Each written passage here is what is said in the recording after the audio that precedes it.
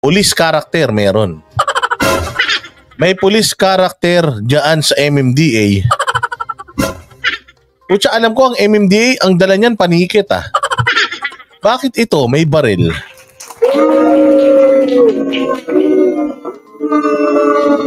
Sabi ni Jing Corpus, pwedeng kasuhan yan, People of the Philippines, kapag ka meron pong kapag ka meron pong complainant pa din. Kailangan pa rin ng complainant dyan kasi dalawa yan kasong administratibo at saka kasong kriminal. Kung walang walang testigo, walang mangyayari. So ito, grabe naman to si Kuya. Naingayan daw siya kaya nanutok. Siguro ito, pagod na to sa trabaho. As hindi pa naka-score. As ang ingay pa ng mga binatilyo sa labas. Kaya naburyong. Ayan, lumabas, nanutok ng baril. Pakinggan ninyo at panoorin itong balitang ito. Marcos, teka lang. Nagtataka na ako sa iyo Hindi ba nagsalita ka nung nakaraan, ipinangako mo na mayroon kang kampanya tungkol sa mga loose firearms? Lahat ng mga firearms na walang mga papel. Di ba kamo may kampanya ka? Bakit ang daming loose firearms ngayon? Ang daming drugs, ang daming pang loose firearms. Ba't lahat ng pinapangako mo BBM di mo natutupad? Simple. Let's play this. Ito pa, isang nanindak ng baril sa pulsa CCTV ang panunutok ng isang tauhan ng MMDA at ang dahilan niyan kapitbahay na istorbo raw sa tulog. Nasa frontline ng balitang yan si Hannibal Talete. Tumatakbo pa noong una ang tatlong lalaking ito nang pumapasok sa isang eskinita sa barangay Pasong Tamo, Quezon City noong Biyernes ng gabi. Makalipas ang ilang segundo, sumulpot naman ng isa pang lalaki. May hawak na baril sa kanang kamay ang nasabing... Alam mo yung Pasong Tamo, medyo magulo dyan. Nandiyan dyan ang Kulyat. Yung Muslim community dyan sa may Quezon City, nandiyan yan. Medyo... tawag dito mga magugulong lugar yan. Lalaki. Naglakad-lakad siya habang nakatingin sa direksyong pinuntahan ng tatlong lalaki. May mga pagkakataon pang tila may dinuduro-duro siya.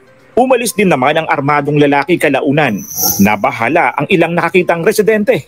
Kaya agad silang tumawag ng mga pulis para isumbong ang lalaking naglabas ng baril. Noong nakaraan, security guard nang nanutok ng baril doon sa basketballan, huli. Ito naman matindi, MMDA. Ang dala-dala dapat ng MMDA, panikit. Akala ko inahabol niya yung tatlo, titikitan niya Yung pala may dalang baril kaya pala tumatakbo yung tatlo. Tingnan nyo ang sabihin ni Kuya. Agad na inaresto ang suspect na kinilalang si Recto Barasil Jr., isang traffic constable ng MMDA. Base sa investigasyon, nabulabog ang suspect sa ingay ng tatlong lalaki kaya siya naglabas ng baril. Naingayan itong suspect natin, sir, at lumabas nga nung bahay niya. Nang tinapay ka? Naingayan ka? Saan ka nakatira? Sa condominium? Nasa 50th floor ka ba? Para magalit ka sa ingay? Pucha, squatters area yan Natural magkakadikit yung bahay dyan. Siyempre pag may nagkwentuhan dyan na naglalaro ng Mobile Legend, maingay talaga yan. Walang hiya ka. Kung gusto mong tahimik, matulog ka sa sementeryo. Doon ka sa sementeryo tumira. Tahimik doon. O kaya sa gubat. Doon ka para tahimik. Wala kang maririnig na puro kulisap lang maririnig mo, animal ka. At doon nga, sir, na nilabas niya yung baril niya at tinutukan itong mga complainant natin, sir. Bagay na tugma naman sa salaysay ng tatlong lalaking hinabol ni Barasil. Nagsorry naman daw sila pero pinagbantaan pa rin ng traffic constable. Humingi pa po kami ng pasensya. Sir, pasensya na po. Pasensya na po kung nabulabog kayo. Gusto niyo bariling daw kayo dyan. Doon na po siya nagsimulang kumuha ng baril niya. Napatakbo na lang daw sila sa sobrang takot. Nervyos, siyempre po, baril na po yan.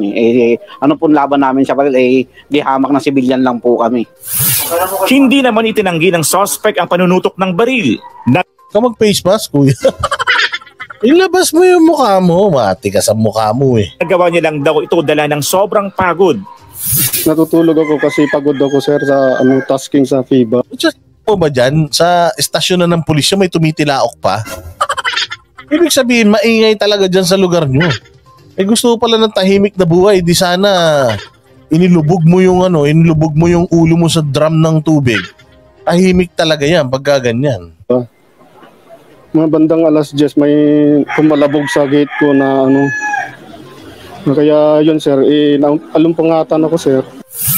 Nabawi mula kay Barasil ang isang baril na kargado pa ng mga bala. Napag-alaman namang paso na ang lisensya ng baril. Mula noong Sabado ay nakakulong na sa QCPD Station 14 ang traffic constable. Mahaharap siya sa mga reklamong grave threat at paglabag sa Comprehensive Firearms and Ammunition Regulation Act. Wala pang pahayag ang MMDA kung magpapataw ito ng bukod na parusa kay Barasil. Nagbabalita mula sa frontline. Teka ngayon. Usong-uso. Well, actually, itong mamang to, si MMDA Constable at Traffic Enforcer at saka si Manong Hipon, si Kalbo, medyo nagpapasalamat sila kay Chot Reyes. Nagpapasalamat sila kay Chot Reyes kasi dahil sa kay Chot Reyes, gigil na gigil ang mga Pilipino kay Chot Reyes dahil sa pagkatalo ng Gilas.